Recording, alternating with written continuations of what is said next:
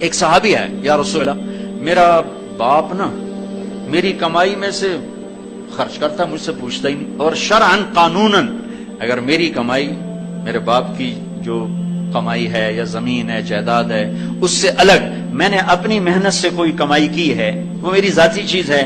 قانوناً میرے باپ کو بھی پوچھنا چاہیے کہ بیٹا یہ تمہاری چیز میں لے سکتا ہوں، یہ پیسہ میں استعمال کر سکتا ہوں، قانون یہ ہے۔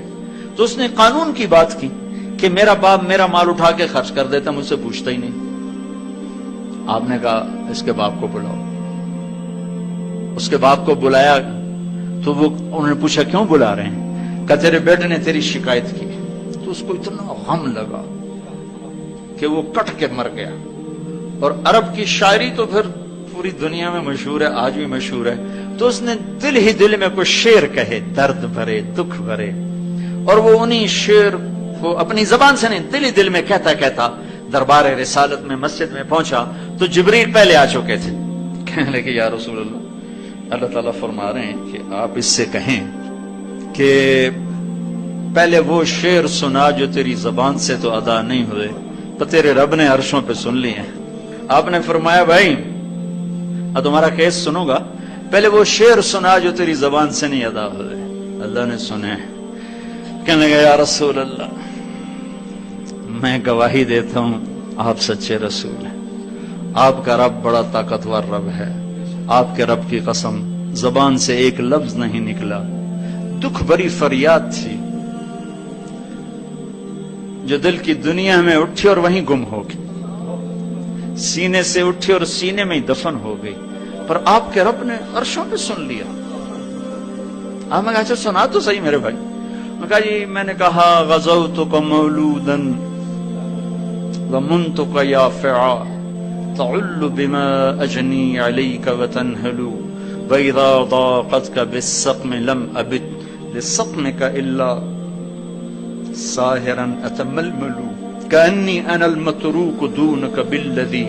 ترکت به دونی فعینی تحمل تخاف الردى نفسی علیک وانها لتعلم ان الموت وقت مؤجل فلما بلغت السن والغاية التي إليها ما مدى فيك كنت أؤمل جعلت جزائي غلظة وفظاظة كأنك أنت المنعم المتفضل فليتك إن لم تر حق أبوتي فعلت كما الجار المجاور يفعل فأوليتني حق الجوار ولم تكن علي بمال دون مالك تبخل۔ میرے بچے جس دن تو پیدا ہوا اس دن سے ہم نے اپنے لیے جینا چھوڑ دیا، ہم نے تیرے لیے جینا شروع کیا۔ گرمی سے لڑے، سردی سے لڑے، موسموں سے لڑے، حالات کے آہنی پنجوں سے رزق نکالا، جبڑوں سے رزق نکالا، جوانی کو قربان کیا، صحت کو قربان کیا،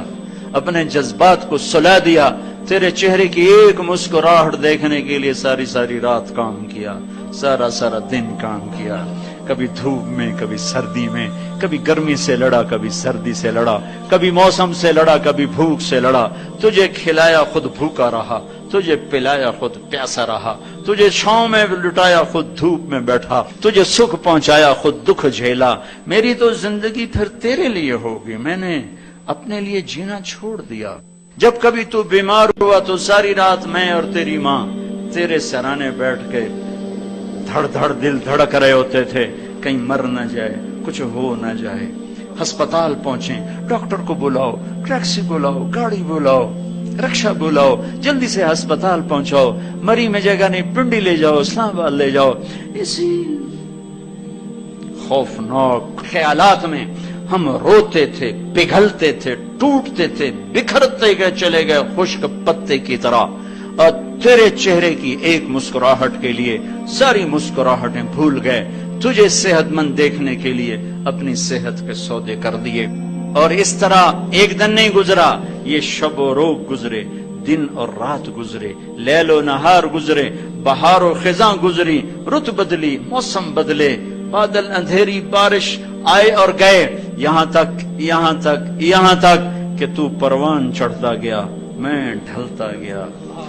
تجھ میں جوانی میں رنگ بھرا اور بڑھاپے نے میرے سارے رنگ نوچ لیے۔ تو سیدھا کھڑا ہوا تنے کی طرح، میری کمر جھک گئی کمان کی طرح،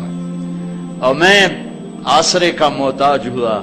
تو طاقتور ہو کے جوان ہوا۔ پھر مجھے خیال آیا کہ میں اس کی انگلی پکڑ کے چلا، گود بٹھا کے چلا، کندھے بٹھا کے چلا، ہاتھ بٹھا کے چلا، اس کے لیے در در کی ٹھوکریں کھائیں۔ آج جب میں بوڑھا ہوا ہوں تو اب یہ میری انگلی پکڑے گا، میرا ہاتھ پکڑے گا، میں اس کی لاٹھی بنا، یہ میری لاٹھی بنے گا۔ لیکن ایک دم میرے بیٹے تیری آنکھیں ماتھے پہ چڑھ گئیں،